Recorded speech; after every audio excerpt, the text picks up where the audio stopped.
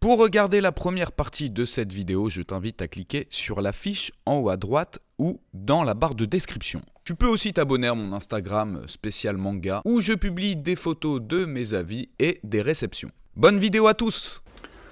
On enchaîne avec un... Oh bah tiens, je vais m'asseoir, tiens, tant mieux. Avec ici donc les 6 premiers tomes, je crois qu'il y en a 6 d'ailleurs de Kagaster, je n'ai jamais lu. Franchement, je n'ai jamais lu. Si on a d'entre vous qui l'ont lu, je sais même pas de quoi ça parle, dites-moi ce que vous en avez pensé. Ensuite, Poison City. Poison City, très bon. Ça nous explique en fait la difficulté du travail actuel des mangaka japonais suite à la censure. Et on apprend vraiment beaucoup de choses sur le travail des mangaka, avec un parallèle puisqu'on suit un mangaka qui fait lui aussi son propre manga. Donc vraiment très bon, surtout que c'est que en 2 tomes. Donc si ça vous intéresse un peu l'univers de l'édition japonaise, allez-y. Bleach, alors j'ai commencé au 55 puisque c'est tout simplement le dernier arc de Bleach et puis comme il est jamais sorti en animé, je me suis dit je vais lire, je vais me prendre la fin.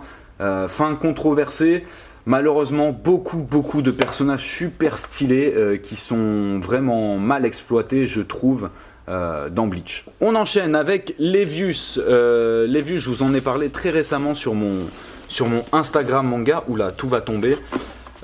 Tout simplement, alors déjà sens de lecture occidentale, ça c'est très beau. On est dans un monde un peu cyberpunk où il existe un nouveau sport appelé la boxe mécanique, où comme vous pouvez le voir, eh bien tout simplement on implante des mécanismes, donc que ce soit des bras, des jambes, etc. Aux humains pour se battre. Et donc on va suivre Levius qui souhaite devenir le meilleur boxeur mécanicien, ça se dit pas mais on va dire ça comme ça. Mais forcément vous vous doutez bien qu'il y a des multinationales véreuses d'argent qui vont rentrer en jeu. Et donc Levius va devoir nettoyer tout ça. Et pour terminer, Sunny. Alors Sunny très atypique qui risque de ne pas forcément plaire à tout le monde déjà, regardez. Au niveau du style de dessin, mais c'est un des mangas les plus émouvants que je n'ai jamais lu. On va tout simplement suivre des enfants dans un petit orphelinat au cours de leur vie quotidienne tout simplement. Et voilà, c'est émouvant parce que ça paraît tellement réel en fin de compte. Pas au niveau du dessin, mais au niveau des histoires et la façon dont c'est raconté, le mangaka arrive à nous faire passer tellement d'émotions que voilà, moi j'ai dévoré ce nid. On descend encore d'un petit étage, j'y commence à faire sombre là-dedans, avec les 18 premiers tomes de Seven Deadly Sins. Alors Seven Deadly Sins pareil, j'avais lu je crois les 5-6 premiers tomes, mais ça m'avait grave intéressé. Malheureusement pour le moment j'ai pas le temps de rattraper, donc je me mets ça de côté, mais je sais qu'ils seront lus, un de ces 4, et un de mes mangas préférés, Soul Eater. Soul Eater, c'est un putain de shonen, vraiment, qui malheureusement est sorti, je pense, un peu trop tôt en fait. Si il était sorti maintenant, Soul Eater, ça exploserait tout. Je vous le dis parce que c'est un shonen, mais c'est tellement apocalyptique. En fait, ça commence comme un shonen tout à fait basique avec des power-up et tout ça, sauf que c'est dans un univers un peu, vous savez, style Halloween. Et le scénario, justement, prend beaucoup en compte la folie et les persos vont devenir complètement fous et ça devient très sombre. Voilà, tu vois, à base d'illustrations comme ça. Et puis il y a une telle évolution de la part de l'auteur au niveau du dessin entre le premier tome et le dernier tome, c'est magnifique. Pareil, Soul Eater, ne regardez pas l'animé qui est vraiment très mauvais et qui en plus une bonne partie est du HS. Voilà, moi j'attends Soul Eater Brotherhood entre guillemets, comme Fullmetal Alchemist Brotherhood, l'animé qui reprend le manga. Je kifferais tellement un animé Soul Eater. Dites-moi vous dans les commentaires aussi si vous attendez ça. Un petit peu plus bas, alors on a Captain Albator, l'intégrale. Ça, Mister Prince, si tu passes par là, je te remercierai jamais assez de m'avoir fait acheter ça. Hein, tu vois où je me suis arrêté. Ça fait 3 ans qu'il est là, le marque-page. Hein. Dreamland, le manga, le shonen français de Renaud Lemaire. J'ai lu les 2 premiers tomes et ça m'a franchement... j'ai franchement bien kiffé. Bon, c'est la nouvelle édition. On m'a dit que les dessins des premières éditions étaient vraiment très durs à regarder maintenant. C'est tout simplement dans un monde en fait où dans vos rêves, vous maîtrisez un pouvoir dont vous avez peur dans la vraie vie. Enfin, si mes souvenirs sont bons, c'est ça, je suis plus trop sûr du coup là. Et l'édition de luxe, le tome 1 de Akira, et je viens de découvrir que le manga en fait est beaucoup plus complet que le film qui était sorti. Et franchement, le film Akira, je l'ai revu là très récemment et j'ai pris une grosse claque. Bon, c'est un film où il faut être concentré quand tu le regardes. C'est pas parce que c'est un dessin animé que tu dis oh bon je vais regarder un dessin animé. Non, Akira, faut être concentré et être conscient de ce que le film veut en réalité dénoncer. Vous allez voir, c'est très très flippant. Enfin, pas dans le sens où ça fait peur, mais dans le sens où la vision qu'avait Otomo au moment où il a créé Akira, puisque ça se passe dans notre époque actuelle, enfin ce qu'il avait imaginé de notre époque actuelle, c'est assez alarmant. Et là, ce que vous voyez tout en bas, je vais vous le monter parce que là c'est un petit peu trop bas. Donc j'ai les 5 premiers tomes de l'édition de luxe de Rainbow, très très bon Rainbow, un manga sur des étudiants qui sont en prison. Vous pouvez aussi regarder l'animé, donc rien à voir avec Prisonnier Riku, puisque là on est vraiment plus quand même dans le seinen que dans le shonen. C'est quand même plus dramatique et il y a plus de torture et c'est vraiment plus dérangeant psychologiquement. Les 5 premiers tomes de l'édition de luxe de Hokuto no Ken, un des grands classiques que je n'avais pas et j'ai pas la suite non plus, et puis c'est très très dur à trouver les tomes de Hokuto no Ken. Et les 2 premiers tomes de l'édition colossale de Shingeki no Kyojin, qui est tout simplement le tome 1 en plus grand avec des pages un peu plus stylées. Je sais pas si ça va plus loin que le tome 1, il me semble qu'il y a plus de chapitres que le tome 1, ça doit faire genre 2 tomes, voilà, mais je dis très certainement une bêtise. Alors, la plupart des mangas que vous allez voir à partir de maintenant, je ne les ai... Enfin, certains même pas commencés et d'autres à peine commencés. Alors, les 3 premiers tomes de Prophétie, qui m'ont été offerts par un abonné à la Japan Expo 2015.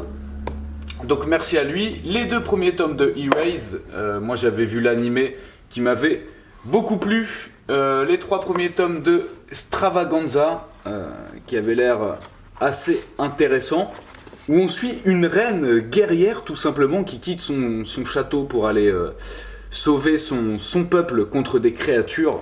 Jackals en 7 tomes, ça j'avais bien kiffé.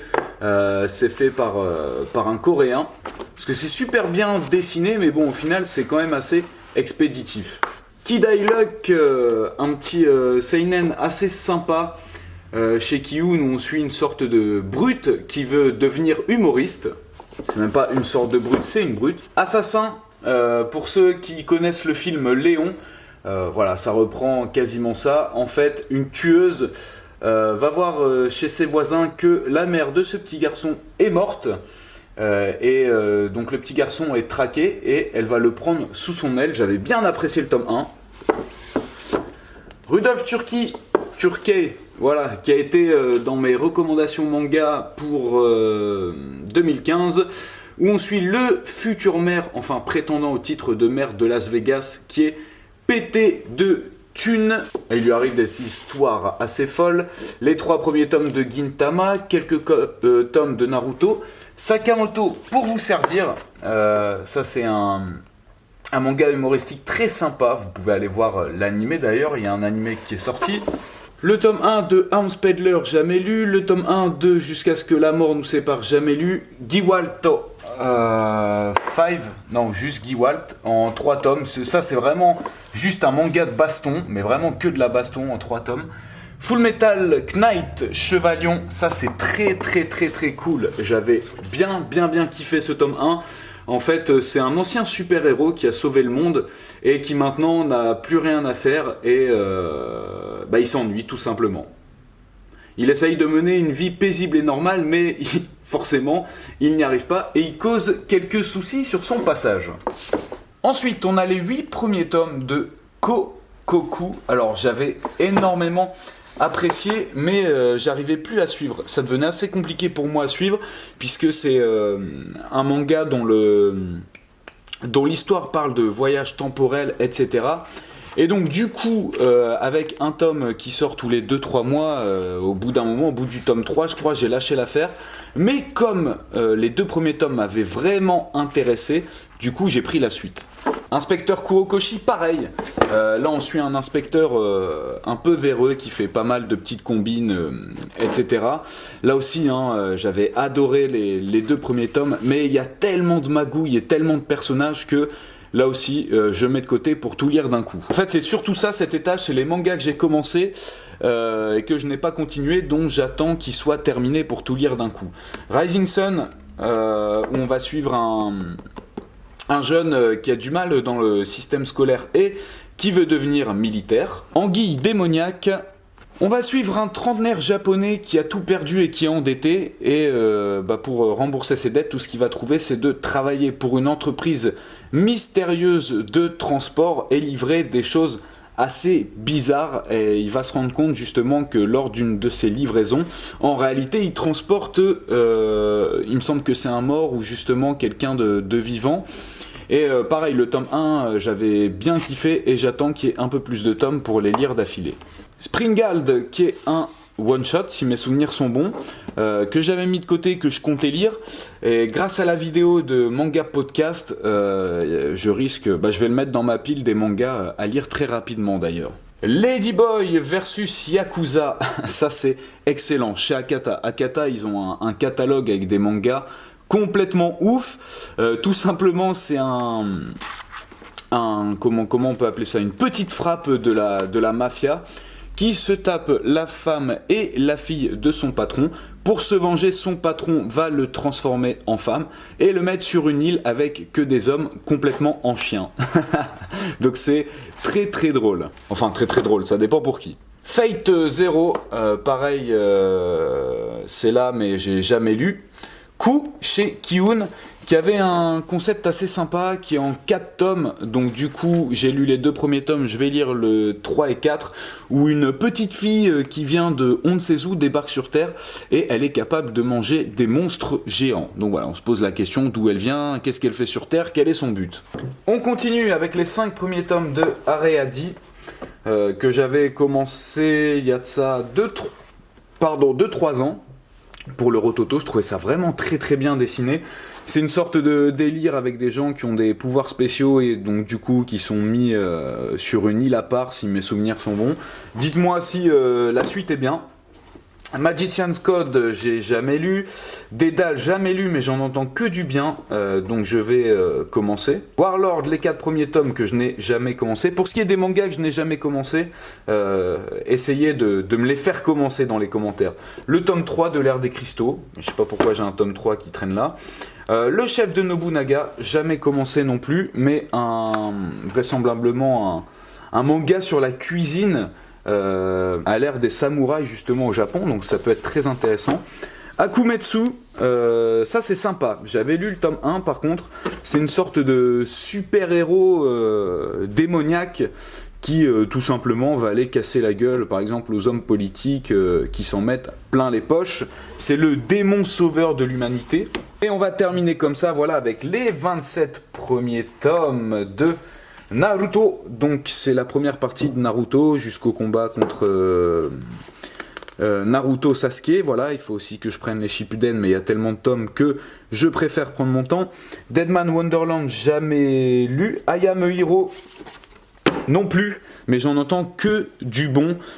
C'est genre un survivant d'une apocalypse de zombies. Ça se dit une apocalypse zombie, bref. Qui en fait est un mec assez chelou, assez spécial, et donc du coup ce qu'il va faire, qu'il va pouvoir survivre plus longtemps. Et en fait j'ai peur de commencer et de regretter de ne pas avoir la suite.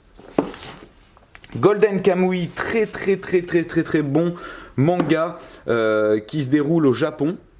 Au XXe siècle, juste après la guerre russo-japonaise, enfin entre la Russie et le Japon, où voilà, cet homme appelé l'immortel, je sais plus comment il s'appelle, voilà, Saishi Sugimoto, va rencontrer une petite, alors j'ai peur de dire des bêtises, Inu, peut-être, enfin, une fille qui vit dans une tribu assez reculée et qui va avoir besoin de son aide pour récupérer un trésor. Et sauf que la carte au trésor est dessinée sur des corps humains, et aussi que l'armée est à ses trousses pour récupérer une partie de ses plans. Donc c'est vraiment très très bien, très original, et surtout on apprend énormément de choses sur les Japons, sur le Japon, la culture et certains rituels. Donc c'est vraiment un nid d'informations. Les Fleurs du Mal, je vous en ai parlé il y a quelques semaines sur ma chaîne principale, que j'ai bien apprécié. EX Humans, que j'ai pas kiffé. Real Account, que j'ai aussi grave kiffé. Gift, pareil, j'ai bien apprécié. Les 3 tomes de Billion Dogs, ça il faut que je le lise aussi, hein, c'est dans les trucs à lire incessamment sous peu. Où on va suivre le fils en fait d'un politicien qui s'en met plein les poches, et donc du coup qui va essayer de découvrir le secret de son père et de montrer et de le montrer aux gens tout simplement. Ça me paraît très peu probable, enfin peut-être uniquement au Japon, mais en France, les fils de politiques, notamment les familles, on l'a bien vu avec l'actualité récemment, sont très contents des privilèges.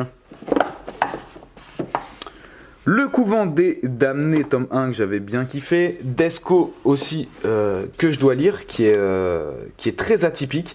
Ça ressemble plus à du comics, sous un format manga, en noir et blanc. Ça ressemble beaucoup à Areadi et Jabberwocky. Et pourtant, ce n'est pas par le même mangaka. Et pour terminer, j'ai un tome de Kishibe Rohan et les 2 premiers tomes de Jojo Lion. Alors j'ai aussi d'autres tomes, notamment tous les JoJo's Bizarre Adventure, mais vraiment tous, qui sont en haut dans mon espace vidéo, et là actuellement je peux pas vous le montrer. Avec aussi les tomes de Assassination Classroom, Samurai Deeper Kyo, Z-Man, et je pense que c'est tout pour les mangas. Enfin voilà, j'espère que vous aurez kiffé donc cette présentation de ma Mangatech. N'hésitez pas à réagir sur ce que vous avez vu, lu, enfin toutes les questions que je vous ai posées pendant la vidéo. Et voilà, j'espère que vous aurez peut-être découvert des trucs assez sympas, ou alors attiser plutôt votre curiosité et vous donner envie d'aller en apprendre un petit peu plus. Vous pouvez retrouver ici ma playlist d'avis critiques manga, où j'essaye environ 2 fois par mois de vous présenter des nouvelles sorties. Et follow mon Instagram spécial manga, où tout simplement je mets les avis des mangas que j'ai lus et les réceptions. Merci à tous et à samedi pour la prochaine vidéo. Diana!